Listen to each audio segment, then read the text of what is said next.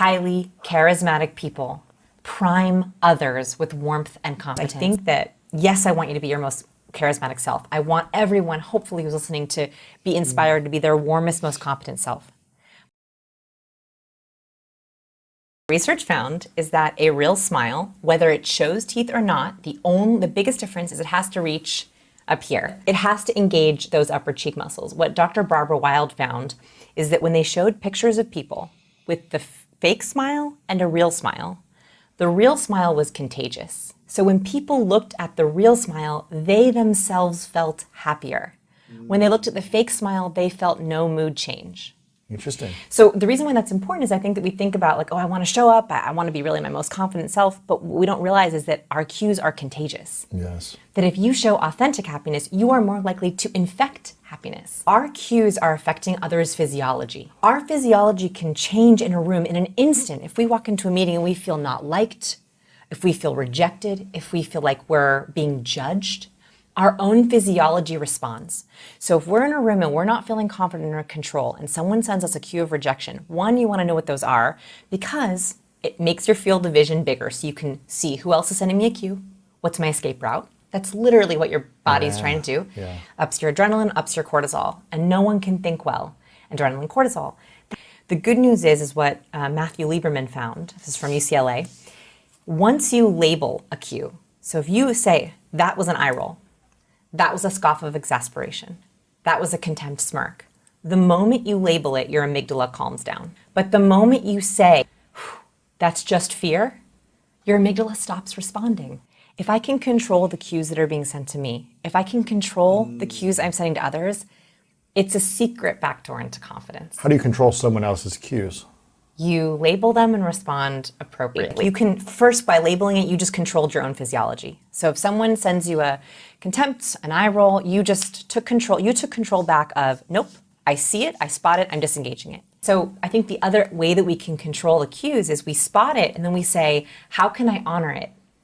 Like that's the gift that we can give people is yes. I can be sitting with someone and say, I want to listen to you so deeply. I want to listen to your words. I want to watch your facial expressions. I want to listen to your nonverbal. I want to even listen to your voice tone. And not only do I want to spot that, I want to respond in the way that you feel the most heard by me. So it's spotting and honoring. To be highly charismatic, to be compelling, to be captivating, you must have a perfect blend of warmth and competence. Very, very smart people make the mistake of showing up as all competent. They try to blow you away with their numbers and their facts and their stats and their data, but they're seen as cold. Yeah. They're seen as intimidating. On the other side, you have people who are highly warm. They have competence, but there's not a balance. They show up as highly likable, highly friendly, but they're interrupted. They're told that they're not being taken seriously. They're not credible. Right. Yeah. People forget having met them before. All people problems stem from an imbalance between your warmth and competence. And so not only do I think that charisma is essential for being successful, I actually think it's the only way that people will be open to your competence. To be charismatic, you have to be competent and trustworthy. Okay. Right? So we want that perfect balance. Highly charismatic people prime others with warmth and competence. I think that, yes, I want you to be your most charismatic self. I want everyone, hopefully, who's listening to be inspired to be their warmest, most competent self.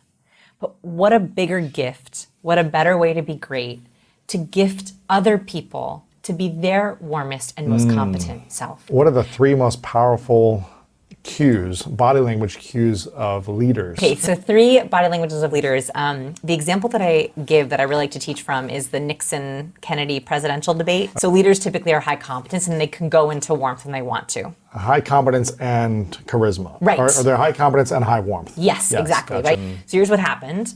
During this part in US history, Nixon and Kennedy were running for president, and about half the population watched the presidential debate on television, and about half the population listened to the debate on the radio.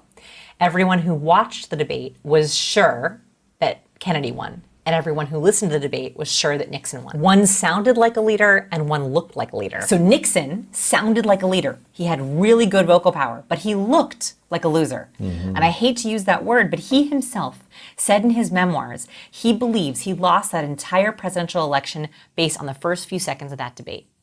First few seconds. He himself said that. And this was before they even spoke. So in the first 30 seconds of the debate, Neither of them speak. You see them on camera. And if you were watching, you saw, wow, Nixon looks so weak. And here's why. What most people don't know is that Nixon had just injured his knee on the campaign trail, and he'd been in the hospital for the week. So he came in with a bandaged knee and a fever. Universally across cultures, if someone's about to run away from us, they will get into this position. Well, Nixon spent the first 30 seconds of the debate in that position. Because of his knee. Because of his knee. But it made it look like he was about to run out on us. That's, from just a quick nonverbal perspective, the first impression was, where's he going? Even though people didn't consciously realize it, he looked not planted. And we don't like leaders who aren't going to stay with us. Whereas Kennedy, on the other hand, he had a really nice, relaxed cross, and he used what's called humility hands. Research calls it humility hands. Humility hands are when your hands are on your leg and they're resting. Humility, humble. So he looked relaxed, calm, here to stay. You know, not tense I'm not at all. in a rush. I'm here. I'm here. I'm your leader. So for leaders, here's what we want to think about. One is relaxed, here to stay. So the more you can settle into your place, the distance, this is such a weird measurement. I want to see the biggest distance between your earlobe and your shoulder. The reason, not like this. Yes. Because why? When we are confident, when we are winners, we take up as much space as possible, right? We broaden our shoulders, we tilt our head towards the sky. Winners feel pride. 켈리가 죽도록 힘들었을 때 세계 최고의 부자들의 성공 비밀은 아주 큰 지혜가 되었고 그 덕분에 이렇게 큰 성공을 해낼 수 있었습니다. 매일 동기부여 모닝콜 필사를 하시는 여러분도 그들의 성공 비밀을 자신의 지혜로 만들어 꼭 성공하시길 바랍니다. 한글 5번, 영어 5번입니다. 시작합니다. 나는 나의 따뜻함과 유능함의 완벽한 조화를 이루어 사람들을 빛나게 합니다.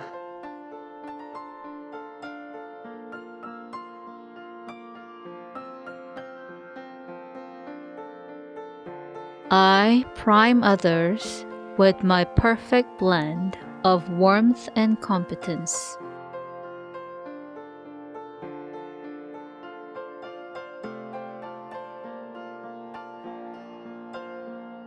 나는 나의 따뜻함과 유능함의 완벽한 조화를 이루어 사람들을 빛나게 합니다.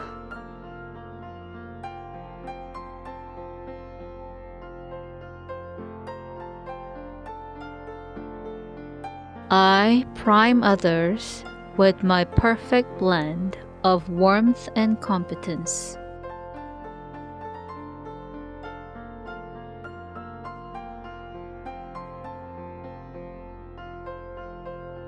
나는 나의 따뜻함과 유능함의 완벽한 조화를 이루어 사람들을 빛나게 합니다.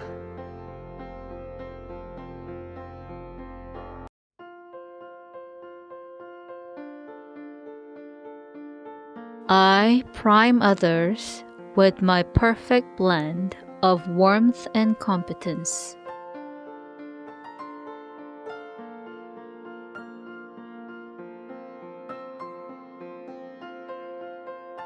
나는 나의 따뜻함과 유능함의 완벽한 조화를 이루어 사람들을 빛나게 합니다.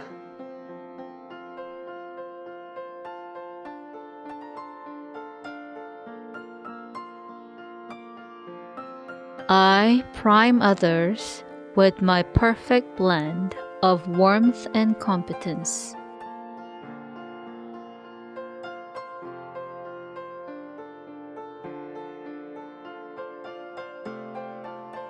나는 나의 따뜻함과 유능함의 완벽한 조화를 이루어 사람들을 빛나게 합니다.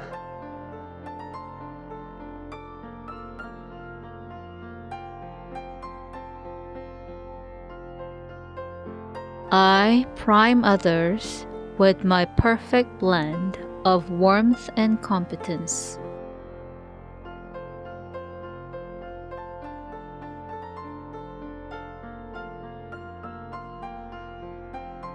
같이 성공하겠다는 마인드는 나를 먼저 성공하게 만드는 지름길입니다. 주변에 성공한 사람이 많을수록 나의 성공률은 높아집니다. 주변 사람들의 성공을 돕는 것은 곧 나의 성공이 됩니다. 주변 사람들과 이 성공 비밀을 공유하세요. 켈리가 당신에게 이 성공 비밀을 공유하는 것도 성공을 유지하는 비결 중에 하나입니다. 함께 가면 멀리 갑니다. 지금 당장 함께 할 사람을 초대해 주세요.